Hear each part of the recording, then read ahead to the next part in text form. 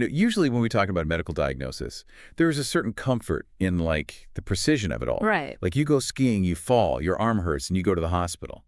And the doctor throws an X-ray up on the light board, points to a jagged white line on the film, and says, there it is. That's the problem. Yeah, exactly. It's beautifully simple, broken or not broken. We really crave that kind of binary categorization, don't we? I mean, it gives us an actionable path forward.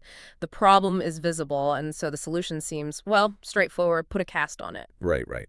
But then you step into the world of psychology. Oh, yeah. Specifically, personality disorders. Yeah. And suddenly that X-ray machine is completely useless. The jagged lines are on a bone. They are woven into the fabric of a person's behavior, their relationships, and honestly, their sense of reality. It's true. The diagnostic landscape there is famously murky. Yeah. And today we are doing a deep dive into what might be the absolute murkiest, most heavily stigmatized, and completely misunderstood condition in the public consciousness, which is borderline personality disorder, or BPD. Yeah, it carries a massive weight. I mean, if you look at the popular discourse or even just, read the comment sections online, a BPD diagnosis is frequently painted as this tragic, chaotic life sentence. Totally. People assume it's untreatable and that the individuals living with it are essentially incapable of stable human connection. And we are going to completely dismantle that myth today. Yes. We really need to. Because the clinical literature actually reveals a dramatically different picture. BPD is highly treatable. The people navigating this disorder are often intensely empathetic, deeply loyal, and capable of immense love. But their internal machinery, like the way their brain processes identity and emotion, it's caught in a loop that creates tremendous suffering. It's a profound amount of suffering, yes. So, our mission with this deep dive today is to take the deeply complex, often terrifying behaviors associated with BPD and decode them.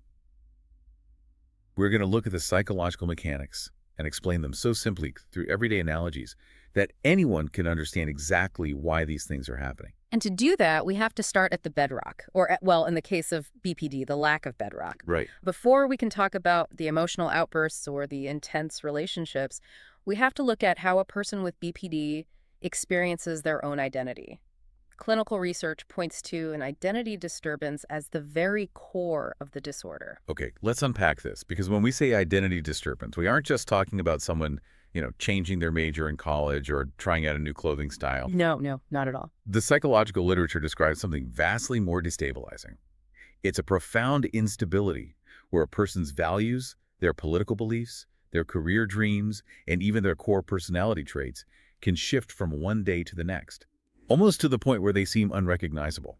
And we have to ask how that is possible. How does a human being change their core values by Thursday? Yeah, how does that work? Well, it happens because for someone with BPD, there is an internal void.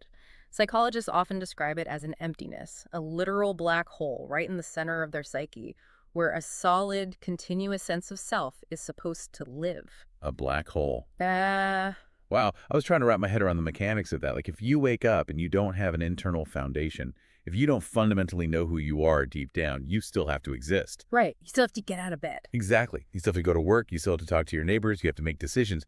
So you are forced to constantly construct a temporary identity just to interact with the world. That is exactly the creation of what we call the false self. It operates as a fantasy defense. A fantasy defense. Yeah. The brain recognizes the terrifying nature of that void, so it frantically builds a temporary persona based on whoever is around them or whatever the immediate environment demands. Okay, so it makes me think of building a sandcastle. Oh, okay. Like most of us, as we grow up, build our identity like a sandcastle pretty far up the beach. We lay down a solid foundation. It's made of our ingrained personality, our long-term goals, our moral compass, and it's safe from the water. Right, it's stable. But a person with BPD is essentially forced to build their sandcastle right on the wet sand at the edge of the surf. Every single day the tide comes in.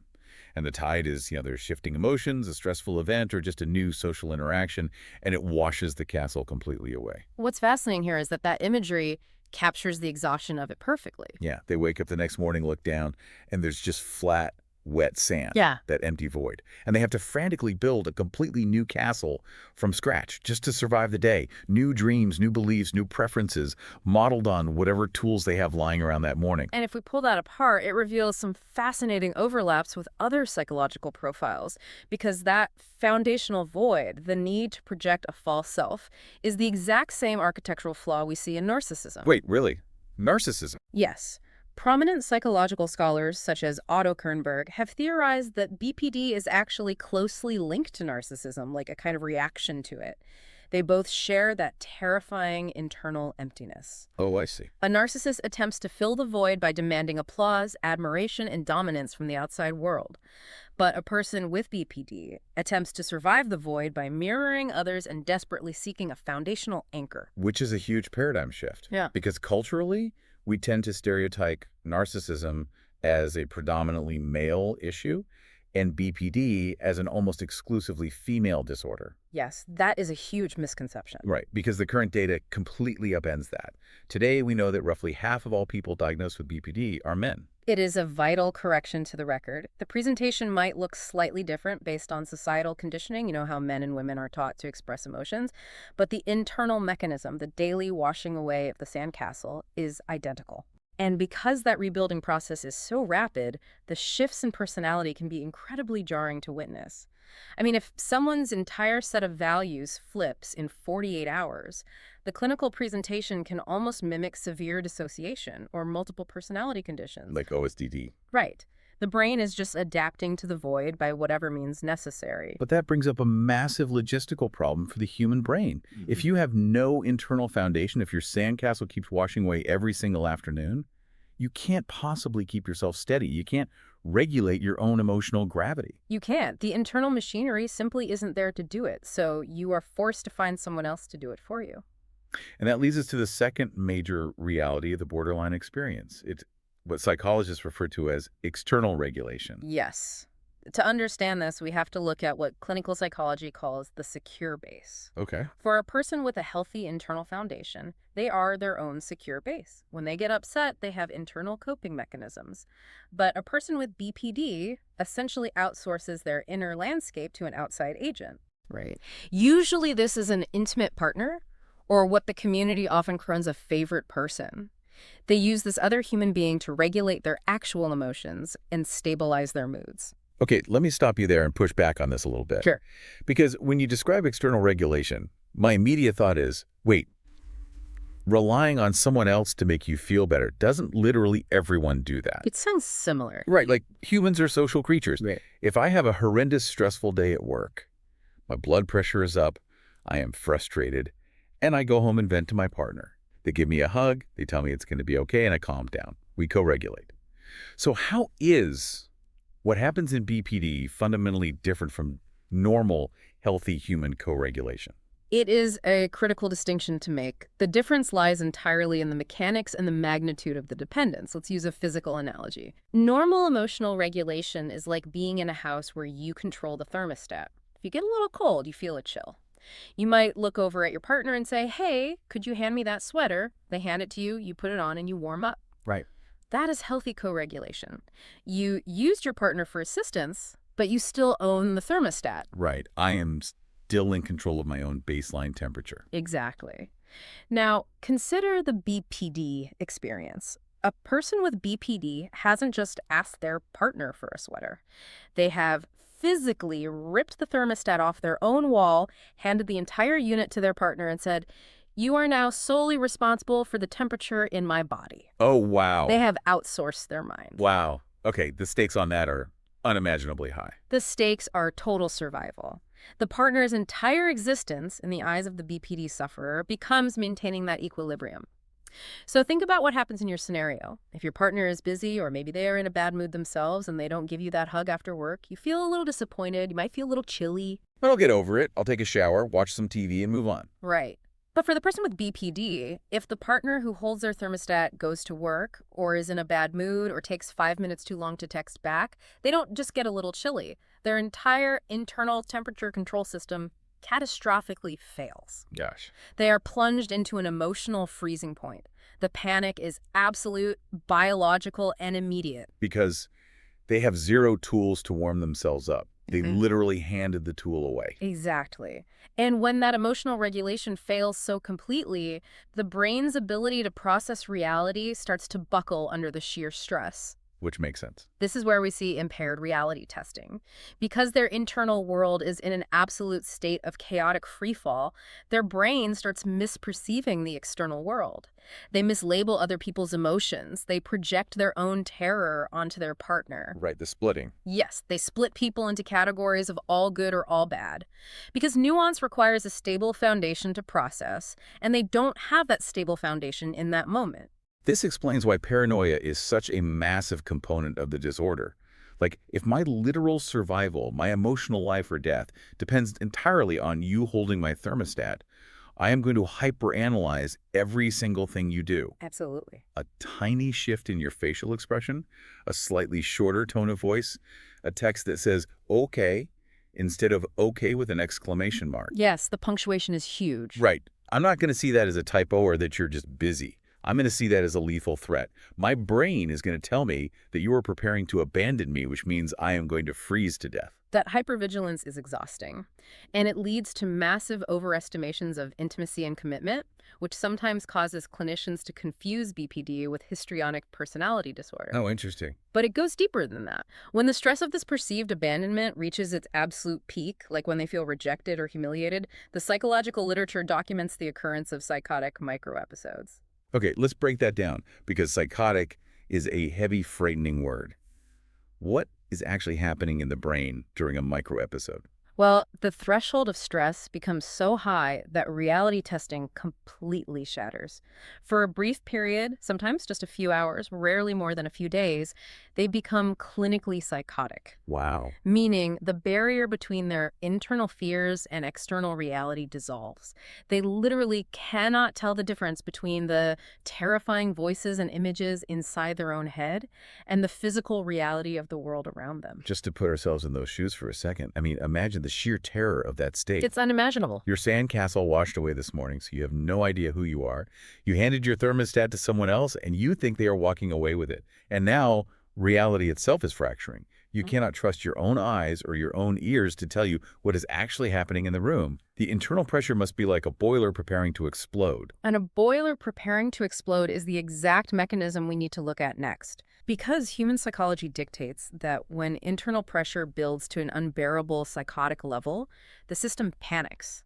It demands an immediate release valve. It has to vent the pressure or the psyche will collapse. And when the pressure valve bursts, the consequences are incredibly destructive. This brings us to the tragedy of emotional volatility and self-harm. The clinical data notes that individuals with BPD suffer from massive emotional dysregulation, often labeled as affective lability. Their emotional spectrum is violently unstable. Yes, and the predominant hue of that spectrum, the baseline color that bleeds into everything else, is anger. Right. They are chronically drowning in negative emotions. It is a constant storm of rage, sorrow, and panic, accompanied by massive mood swings the absolute second they perceive that their secure base is pulling away. And because they don't have the thermostat to cool that anger down, the attempts to vent the pressure become extreme. The statistics here are really sobering.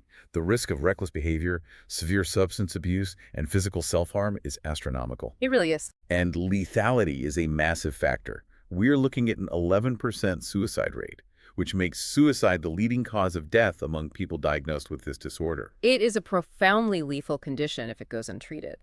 When confronted with extreme stress, the desperation to vent the pressure can make them act out in ways that look terrifyingly reckless. Yeah. The clinical texts sometimes describe this state as acting like a secondary psychopath. They might engage in highly impulsive, self-destructive behavior, like gambling away savings, driving recklessly, engaging in unsafe encounters, purely to shock their system out of the pain. Here's where it gets really interesting, though. There is a massive, crucial distinction that the research demands we make. It is vital to separate BPD from true psychopathy. Absolutely vital. Because while the outward behavior during a crisis might look similarly destructive, the internal reality is the exact opposite. A true primary psychopath acts out and feels absolutely nothing. They have no empathy. Right. But a person with BPD never loses their empathy. They never lose their capacity for positive emotion, remorse, or guilt. That is the defining line. A psychopath is cold. A person with BPD is burning alive. Oh, wow.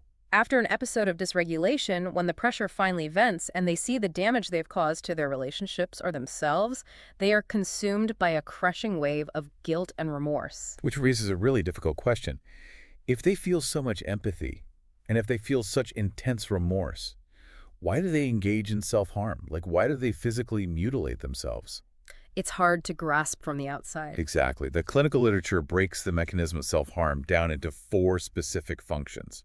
And I think it is incredibly important that we translate these because from the outside, self-harm looks incomprehensible. But internally, it follows a strict, albeit tragic, logic. Let's walk through them. The first function of self-harm is punishment. Okay. Inside the mind of someone with BPD is a fiercely critical structure. In psychoanalytic terms, it's a severely punitive internal mechanism. And we don't even need the clinical jargon for it. It's essentially an internalized chorus of cruelty. Yes, a relentless, vicious chorus. It is a constant loop of voices telling them that they are unworthy, unlovable, toxic, stupid, and ugly. It never stops. God, that sounds exhausting. It is. So the physical act of self-harm is utilized as a form of punishment, because that internal chorus has convinced them that they genuinely deserve to suffer. They hate themselves that much in those moments. It is heartbreaking to realize that the physical pain is seen as a deserved sentence. The second function is a bit more mechanical. Right. Distraction. Right.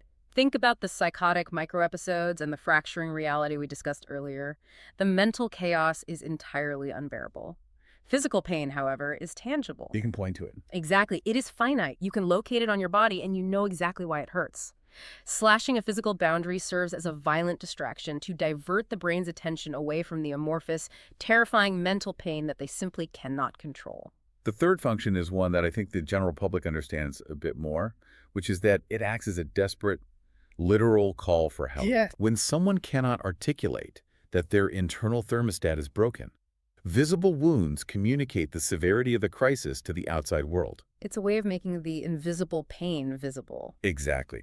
But the fourth function, this is the one that really reframes the entire disorder for me. The need to feel alive. Yeah. The psychological literature states that very often people with BPD experience themselves as walking corpses. They feel completely, entirely dead inside, just a numb, empty void. So the extreme behavior, the reckless actions, the self-harm, it is a frantic attempt to jolt their nervous system into feeling something. Anything. Right.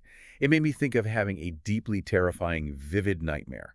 You know those dreams where you are trapped and you are so scared that within the dream you actively try to pinch yourself just to wake up? Oh, that captures the psychological intent perfectly. From the outside, a partner or a parent watching someone with BPD harm themselves is terrified. It looks like an attempt to end life. But internally, for the person with BPD, they are just pinching themselves. Yeah. They are locked in a nightmare of numbness, feeling like a ghost, and they're desperately trying to shock their body into waking up. They want to feel real. And because they retain that deep empathy, and because they desperately want to feel alive and connected, they relentlessly seek out human relationships. They have to. They need that external secure base. But as we can clearly see, when you bring this level of internal instability into a romance or a friendship, the relationship itself becomes an incredibly intense, deeply confusing battleground. Which brings us to the push-pull dynamic, the relational whiplash. Yes. When you read the work of leading scholars who study this, they argue that BPD isn't just an internal disorder. It is fundamentally a relational disorder. That was proposed by Gunderson, yeah. Right. It exists and amplifies in the space between two people. It is characterized by extreme idealization, like putting a partner on a massive, infallible pedestal, followed instantly by extreme devaluation, which is tearing that exact same partner down as a malicious enemy. And the mechanism driving this whiplash is what we call the twin anxieties. The twin anxieties. Yes, it is a psychological trap known as the approach-avoidance compulsion. Picture the mind of the BPD sufferer divided into two diametrically opposed terrors. Okay. On one side, you have abandonment and rejection anxiety. This is the absolute existential dread of being left alone, of losing the person holding their thermostat. But on the exact opposite side, you have engulfment and intimacy anxiety, the terror of being consumed. Exactly. This creates the classic agonizing dynamic often summarized as, I hate you, don't leave me. Wow. Let's look at how this plays out mechanically. The person with BPD approaches an intimate partner. They text constantly, they seek reassurance, they demand that the partner act as their stable rock, their secure base. They are fleeing from the terror of abandonment. But then the partner actually does what they ask. The partner leans in. They become loving, caring, incredibly intimate, and embracing. They say, I am here, I love you, I've got you. And the moment that intimacy is achieved, the BPD sufferer's internal alarm system triggers a massive panic. Because of the engulfment anxiety. Yes, the engulfment anxiety takes over. Because their identity is just a fragile sandcastle, true intimacy feels like a tidal wave. They suddenly feel suffocated. Like they're disappearing. They feel like their fragile self is being assimilated and erased by the partner. To them, intimacy feels like a loss of existence. So, their immediate survival instinct is to violently push the partner away. So they pick a massive fight over nothing. They say incredibly cruel things. They create physical and emotional distance. To save themselves from engulfment. But the second they succeed in pushing the partner away, The distance triggers the abandonment anxiety again. yes, and the cycle immediately restarts. It sounds like an inescapable torture chamber. You are trapped between two massive fires. The primal fear of freezing to death alone and the primal fear of burning alive inside someone else. You physically and neurologically cannot win. I picture it like holding two incredibly powerful industrial magnets. Oh, that's a great way to look at it. If you've ever held magnets like that, when they're a few inches apart, you can feel this intense, undeniable, invisible pull drawing them toward each other. Here. That pull is the fear of abandonment, yanking the BPD person toward their partner. But the exact nanosecond those two pieces of metal actually touch, the polarity flips. I see. And suddenly, they violently and aggressively repel each other. That violent push is the fear of engulfment kicking in. And you, as the partner in this scenario, are just standing there holding these magnets, getting your fingers crushed, totally bewildered. Because 3 seconds ago, they were fighting to be close to you. And now they are fighting with all their strength to push you away. That analogy perfectly isolates the mechanics of the repetition compulsion, the approach, the sudden terror of closeness, the aggressive avoidance, the resulting terror of isolation, and the desperate reapproach. It has to be exhausting. It is incredibly painful and exhausting for the partner to endure, but we have to remember the empathy piece. It is infinitely more terrifying and exhausting for the person with BPD who is living inside that magnetic storm every second of their conscious life without a thermostat to regulate any of it. This raises an important question, though. It naturally leads us to step back and look at the bigger picture. If we look at the immense suffering this causes, we have to ask, how does a human mind end up with this specific agonizing set of contradictions?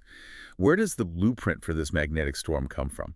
The origins of BPD have been debated for decades. Is it a brain malfunction? Is it bad parenting? Is it societal trauma? Right. But modern clinical data, heavily supported by twin and adoption studies, gives us a very clear picture.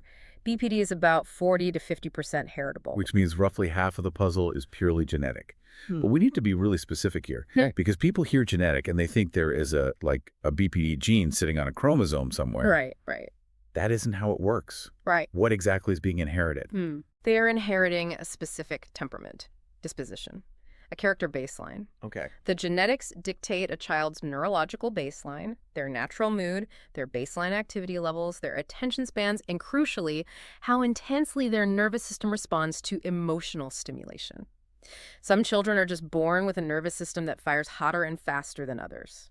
That is the nature side of the equation. But a sensitive nervous system doesn't guarantee BPD. No. It requires the other 50%, the nurture, the environment they grew up in. Exactly. In the development of BPD, nature and nurture collude. They crash into each other. You have a child born with a hypersensitive temperament, a child who biologically requires a highly stable, validating environment to help them learn to regulate. Right. But if that specific child is raised in an environment that is chaotic, invalidating, neglectful, or abusive, the system breaks. The environment doesn't teach them how to build a thermostat. It teaches them that thermostats don't exist. And because this collision between biology and environment happens from day one, it leads to a really fascinating diagnostic reality.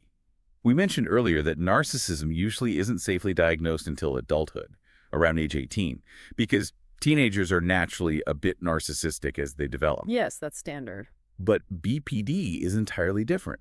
Clinicians can safely diagnose BPD as early as age 12. Think about the mechanics of why that is. The foundational cracks in the sandcastle are visible long before the person becomes an adult. Yeah, that makes sense. If you have a child genetically predisposed to hyperreact in an environment that fails to validate them, the defense mechanisms, the extreme splitting, the lack of an identity core, the frantic outsourcing of regulation, they all start forming very early. And then puberty hits. Exactly. When the hormonal and social stress of puberty hits a system that fragile at age 12, the symptoms explode into plain view.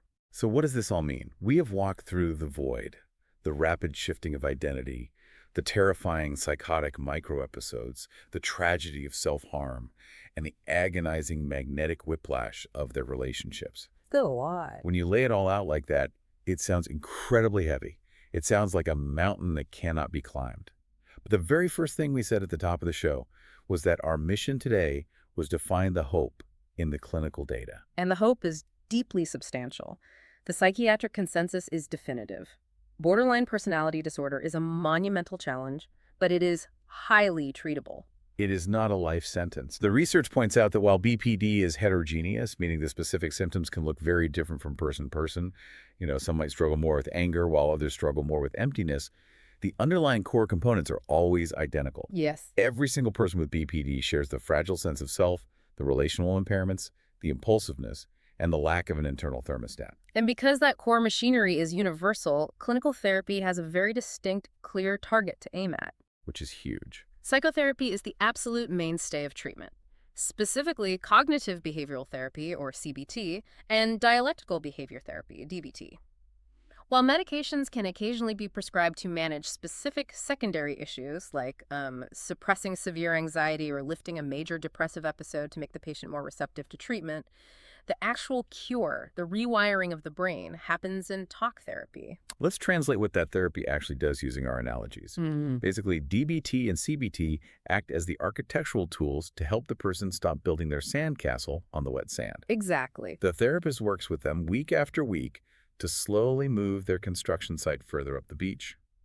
They help them identify their own genuine values and lay a concrete foundation for a permanent identity. And crucially, the therapy focuses heavily on emotional regulation skills, distress tolerance, and interpersonal effectiveness. To use your analogy, the therapy teaches the patient how to physically build, install, and operate their own internal thermostat.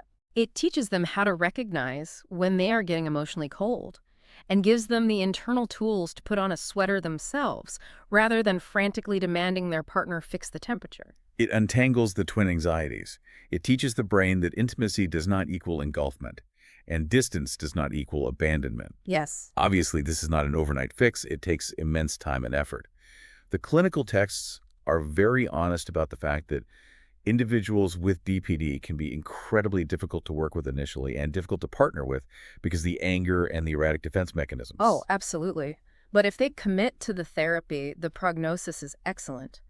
And the literature ends on a profoundly beautiful note regarding who these people actually are beneath the symptoms. Yeah. Because amidst all of that turbulence, once the thermostat is installed and the fear subsides, the person with BPD is typically highly emotional in a deeply positive way. They are intensely involved. They are incredibly loyal. The research literally states that they love like no one else.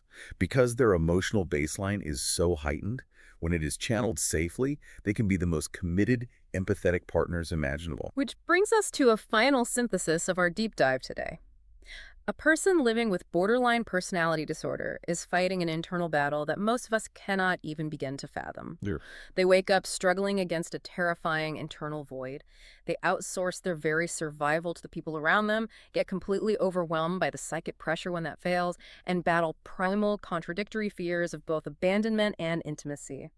Yet, through all of that immense pain, they retain a profound empathy and a desperate, driving desire to love and be loved. It completely reframes everything. It shatters the stigma. You stop seeing them as chaotic instigators and start seeing them as survivors of an internal storm. It does. And it leaves us with a critical thought to mull over as we wrap up. In society, we so often view BPD entirely through the lens of the drama. Yeah, the outbursts. We focus on the pain it causes the people around them. We judge the erratic behavior, the outbursts, the push-pull dynamic.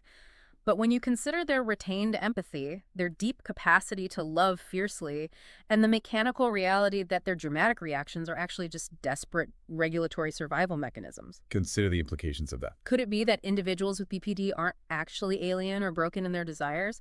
Could it be that they are experiencing the exact same universal human needs for connection, safety, and a stable identity that every single one of us craves, just with the volume turned up so incredibly high that it shatters the speaker? If we realize they're just trying to wake up from a nightmare, it changes our entire response. How might our relationships, not just with people diagnosed with BPD, but with anyone in our lives struggling emotionally, transform if we treated their emotional outbursts not as malicious attacks on us, but as frantic, terrifying calls for a secure base? You can't just look at a psychiatric diagnosis like an x-ray of a broken bone. You can't just point to the jagged line of a symptom, the anger, the pushing away, and say, there's the problem. Because if you look a little deeper into the murky waters, you might just find a person who is trying incredibly hard to build a castle, desperate for someone to help them keep the tide at bay.